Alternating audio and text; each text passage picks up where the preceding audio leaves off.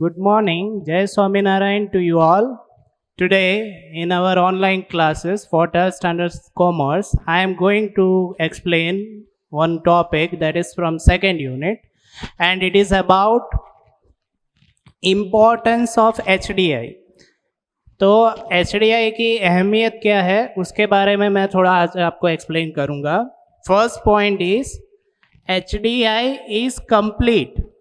HDI थोड़ा complete है in the sense it is giving the importance to economic welfare and also to the social welfare also. So economic progress के साथ साथ social welfare को भी काफ़ी importance देता है by giving the due consideration to health and education. So HDI is complete in the sense that it is giving importance to the economic progress along with social welfare by giving the importance to the health and education. तो HDI को complete आप इस तरह से consider कर सकते हो क्योंकि इसमें सिर्फ इकोनॉमिक फैक्टर को ही नहीं सोशल वेलफेयर को भी काफ़ी इम्पोर्टेंस दिया गया है by giving the due consideration to education and health. Second point है HDI indicate policy makers that the economic development is only a tool but the ultimate objective is human welfare.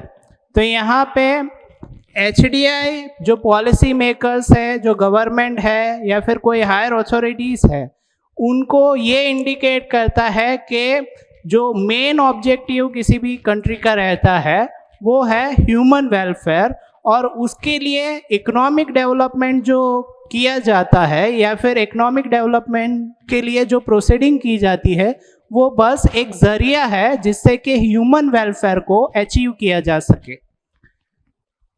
Next thing is true progress is equal to economic progress plus social progress. Yes, किसी भी country का अगर आप progress के बारे में जज करना चाहते हो, उसकी उन्नति के बारे में कुछ जज करना चाहते हो, तो उसका इकोनॉमिक और सोशल प्रोग्रेस दोनों कंसिडर करना चाहिए जो HDI में कंसिडर होता है. Next thing is HDI is functional. HDI is functional. A rise in the ranking of HDI indicates the improvement in health and education of a country.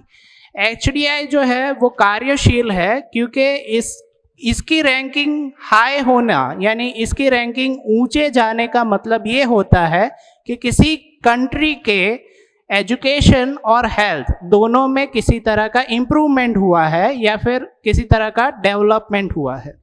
So HDI is considered functional as the increase in the ranking of HDI indicates the improvement in education and health.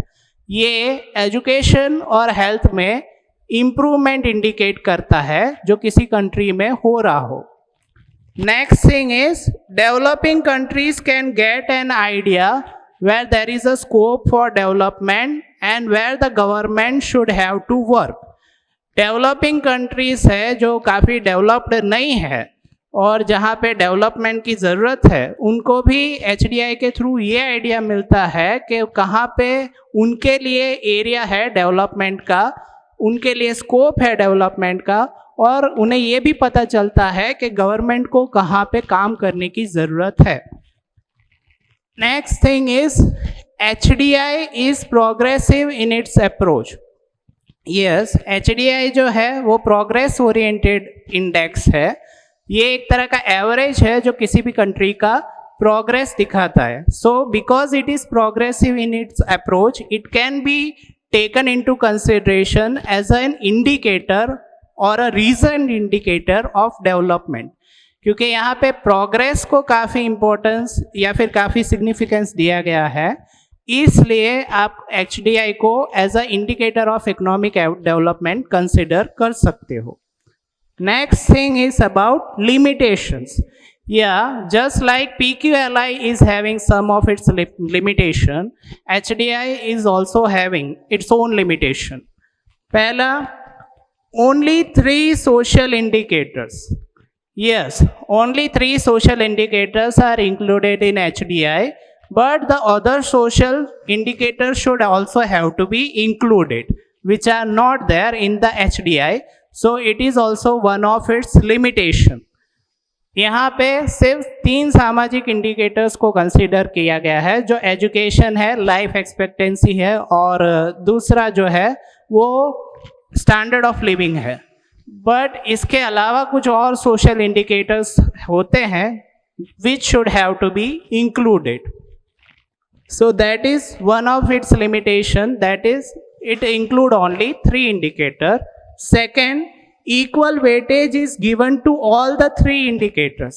Yes, हर एक indicators को equal weightage दिया गया है जो 0 to 1 के range में आता है, which is not accurate because in different situation the different indicators become important.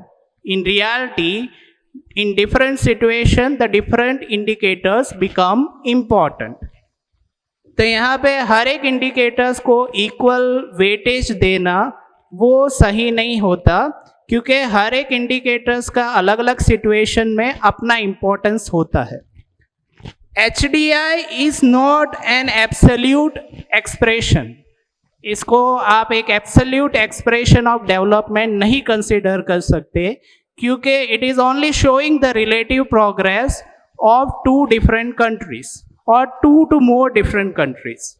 So it is being used as an index to show the progress or the relative progress of more than 1 countries. So यहाँ पे क्योंकि HDI सिर्फ relative progress दिखाता है, इसलिए आप इसको एक एब्सोल्यूट एक्सप्रेशन नहीं कंसीडर कर सकते, और ये एवरेज दिखाता है किसी कंट्री के डेवलपमेंट का, तो इस वजह से भी इसको एक एब्सोल्यूट एक्सप्रेशन कंसीडर करना गलत होगा. Other than HDI, human development index के अलावा हमारे पास और भी कई सारे इंडेक्स है जिससे कि हम डेवलपमेंट ओरिएंटेड डिसीजंस ले सकते हैं. First one is GDI, that is gender development index. हमारे पास GDI है जो जेंडर डेवलपमेंट इंडेक्स से जुड़ा हुआ है. We have TAI, that is TAI, that is technological achievement index. HPI, that is Human Poverty Index. HCI, that is Human Consumer Index. So this index can be also used in order to take the decision that is related to development, or in order to judge something about the economic situation of a country. Thank you. So for today's class, I only have conveyed to you that is importance and limitation of HDI. Thank you.